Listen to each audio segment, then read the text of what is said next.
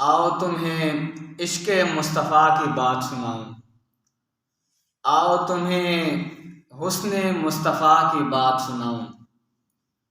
مکہ کا شہر ہے سرکار کائنات حضور علیہ الصلاۃ والسلام مکہ معظمہ کی سرزمین سے باہر نکلتے ہیں تو آپ کیا دیکھتے ہیں کہ ایک قافلہ رکا ہوا ہے۔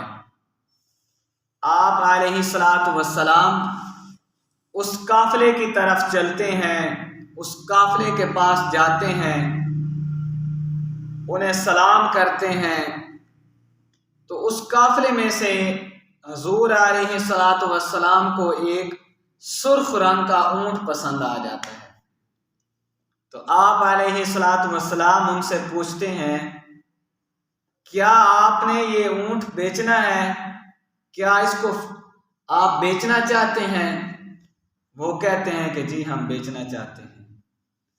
حضور علیہ الصلاۃ والسلام ان سے سودا کرتے ہیں، سودا طے ہو جاتا ہے۔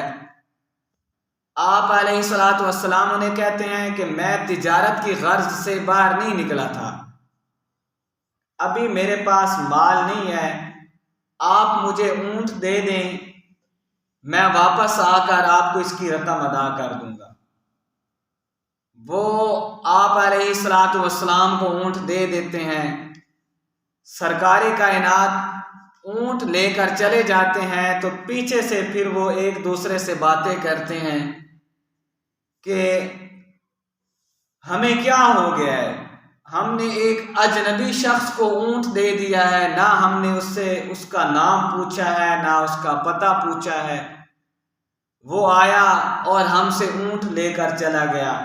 یہ باتیں کر رہے تھے تو جس کا اونٹ تھا اس نے کہا کہ مجھے تو نہیں پتہ چلا، تو آپ لوگ بھی اس کا نام پوچھ لیتے۔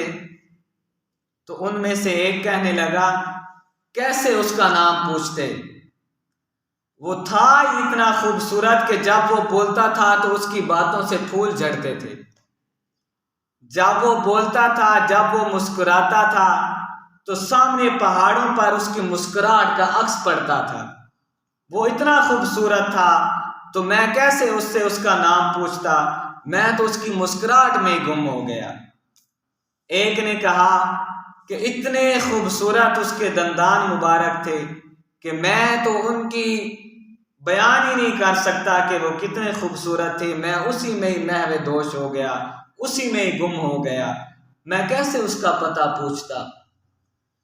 تو اتنے میں اس نے جس کا اونٹ تھا وہ کہنے لگا کہ ایک آدمی آیا اپنے حسن میں ہمیں پنسا کر ہم سے اونٹ لے کر چلا گیا، اب پتہ نہیں واپس آئے گا نہیں آئے گا۔ تو جو اس قافلے کی ملکہ تھی، جو اس قافلے کے سردار کی بیگم تھی، وہ ان کی باتیں سن رہی تھی۔ اس نے کہا کہ اس کے بارے میں باتیں نہ کرو، اگر وہ واپس نہ آیا تو اس کی رقم جو ہے وہ میں ادا کروں گی۔ وہ اس کے پاس جاتے ہیں، اس کو کہتے ہیں، اچھا تو اس کو جانتی ہے؟ وہ آگے سے کہتی ہے کہ میں تو نہیں جانتی۔ وہ کہتے ہیں کہ پھر تو کیسے کہہ سکتی ہے کہ وہ رقم ادا کرے گا؟ وہ کہتی ہے کہ جو چہرہ میں نے دیکھا تھا نا، جو چہرہ اس وقت میں دیکھ رہی تھی، وہ چہرہ کسی جھوٹے انسان کا نہیں ہو سکتا، وہ ضرور واپس آئیں گے اور آپ کو اس کی رقم ادا کریں گے۔ اتنے میں حضور علیہ الصلاۃ والسلام اپنے صحابہ کرام کو بھیجتے ہیں کہ جاؤ اس کی رقم ادا کر کے آؤ۔ صحابہ کرام آتے ہیں، رقم ادا کرتے ہیں، کچھ کھجوریں حضور علیہ الصلاۃ والسلام ان کو دیتے ہیں کہ کھجوریں بھی ان کو پیش کرو تناول کے لیے۔ وہ پوچھتے ہیں کہ آپ کے آقا کون ہیں، آپ کے سردار کون ہیں جو ہم سے اونٹ لے کر گئے ہیں؟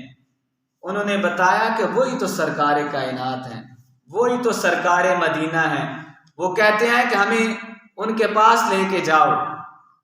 وہ پورے کا پورا قافلہ حضور علیہ الصلاۃ والسلام کی بارگاہ میں حاضر ہوتا ہے اور حضور علیہ الصلاۃ والسلام کے دست حق پر بیعت کرتا ہے اور مسلمان ہو جاتا ہے۔ یہ حضور علیہ الصلاۃ والسلام کا حسن مبارک ہی تھا جس کو دیکھ کر وہ ایمان لے آیا آپ علیہ الصلاۃ والسلام کی ذات اقدس پر۔ اللہ تبارک و تعالیٰ سے دعا ہے کہ ہمیں صحیح معنوں میں حضور علیہ الصلاۃ والسلام کے اسوہ حسنہ پر چلنے کی توفیق عطا فرمائے۔